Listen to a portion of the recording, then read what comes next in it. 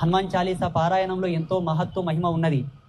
పారాయణం చేసిన వాళ్ళ యొక్క కుటుంబంలో ఎటువంటి భీతి, భయము, భూత ప్రేతాది దుష్ట ప్రయోగాది భయములు ఉండవు.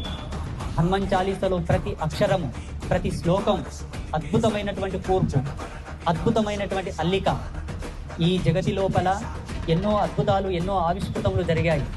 అన్నింటిలోకెల్లా అందరికీ ఉపయుక్తమైనటువంటిది, అందరికీ అందే విధముగా హనుమాన్ చాలీసాను మనకు రచించి ఇచ్చారు పూజ గురుదేవులు.